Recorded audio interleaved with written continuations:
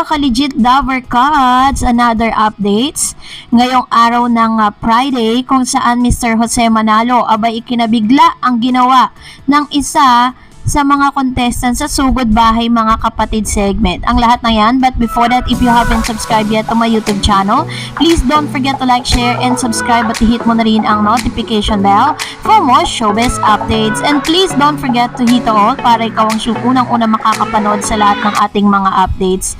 Bago nga tayo magpatuloy, nais ko po muna magpasalamat sa lahat po ng mga legit viewers, subscribers, and legit lover cards po natin na lagi nag-aabang at umaantabay sa lahat ng ating mga updates. Thank you so much sa inyo pong palagi ang panonood. And this time, ay bago tayo magpatuloy, panoorin natin ang ilang masayang segment po dito sa Sugod Bahay Mga Kapatid ngayong araw ng Friday. Let's watch this video.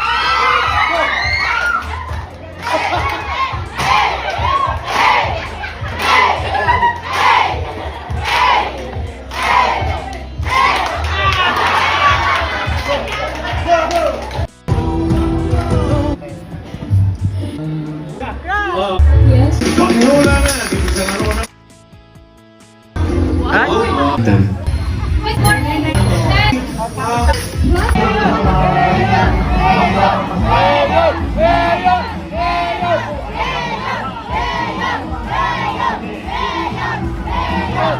Magandang tanghali po, studio, at nandito kami ngayon sa Barangay Luzon, Taytay Rizal. Sila. Lipunin. Oo, narito na. Siya lang nakamiss nito? Bakit? Siya lang nakamiss nito? Bakit? Bakit ikaw lang na kami? Bakit nasabi mo yan? Kasi sabi ko, ikaw lang naman nakamiss nito eh. Di ikaw ang mag-gather niya. Ha? Parang inutosan ka. Parang inutosan ka. Mayor, ako, sumusunod lang ako sa mga panukala mo, Mayor. Wala kaya. Siya lang nakamiss niyan. Siya lang ang nag-gather niya. Kaya abangan niyo po ang bago kong panukala. Magbo-boxing po itong dalawa na to. Alam, Mayor! Basel ka ba? Basel! Kasi maaga pa, buo na araw ko sa'yo.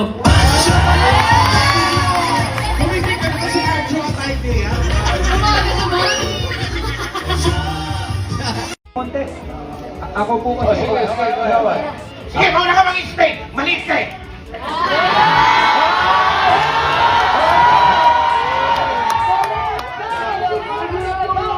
Personal na to.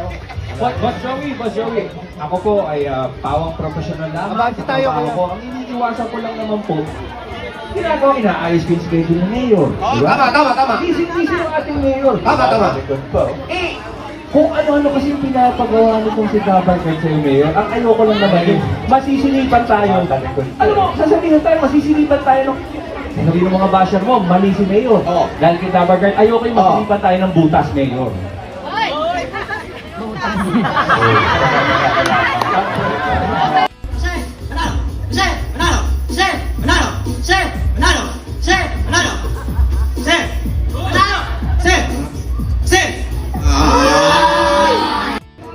Girls, may pick-up lines ako sa inyo.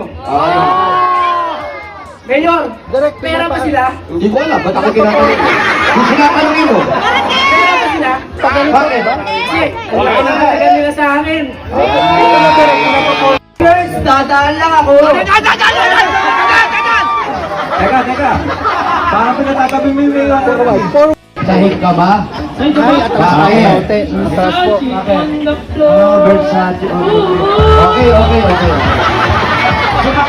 Ano? Paulo? Pero nararamdaman pa rin natin.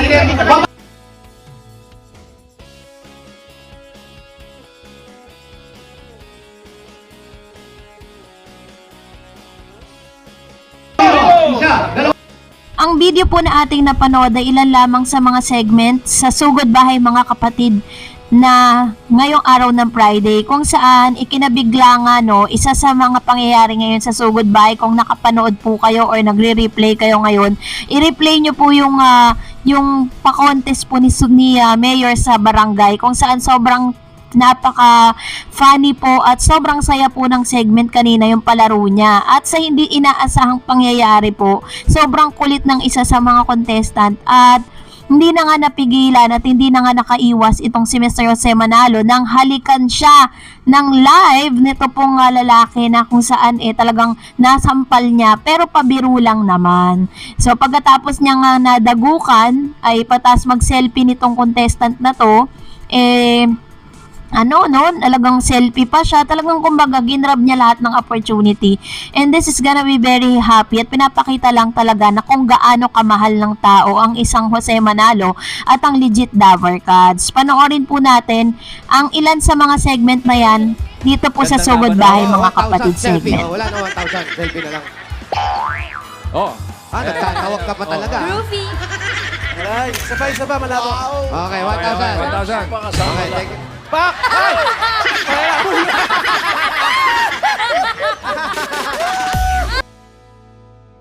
Kung napansin po ninyo, talagang dumapo yung bibig ng lalaki dito po sa mukha ni Mr. Jose Manalo, na bagay na ikinagulat nga ni Jose, para siyang ninakawan ng halik, ano? At ang ginawa po agad-agad nitong si Jose Manalo ay talagang dinagukan niya talaga yung contestant. Pero pagkasabay nga nito, niyakap niya agad kasi alam naman natin na biro lang ni Jose yun, diba? So, sabi nga ni Mr. Alan Kay na wala ka magagawa, Jose, dahil mahal ka ng tao. Which is very, very true, diba? Ang sarap pakinggan na ganun sila kakomportable na gawin yun dito sa mga Daver Cats because they know na ito yung mga taong sinusuportan at minamahal ng tao.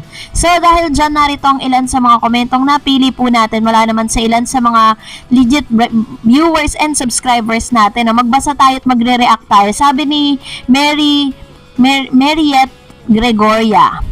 Kasi, si Gregorio, kahit sino punta rin, wala. Kita si Ate B. Christopher, wala din. Kasi di legit EB.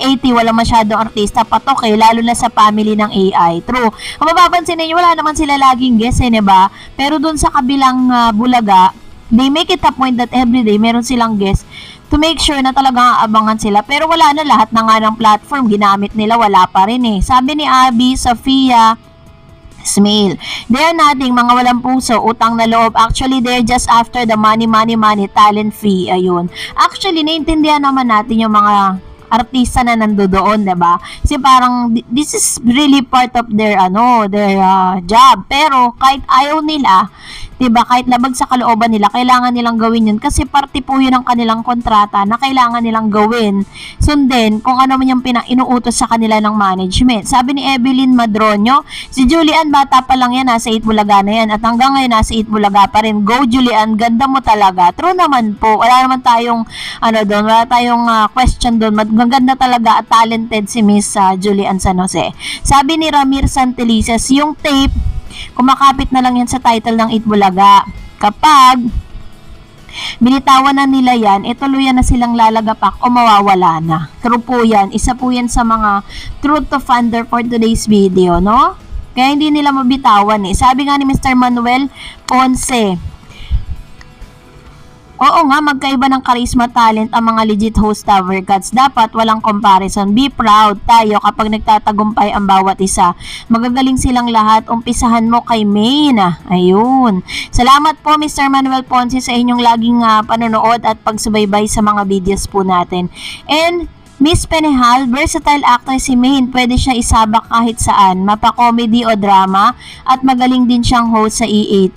Ayun. Totoo naman po yung wala pong question doon. Main Mendoza is really talented person. At maraming beses niya na pong pinatunayan yan. Kaya naman congratulate natin ang EAT dahil napabilang si Main dito po sa napakagandang noontime program na ito. And that's it for today. For more videos and updates, please don't forget to like and subscribe. And please follow me on my Facebook page, Dar Eds TV. God bless everyone!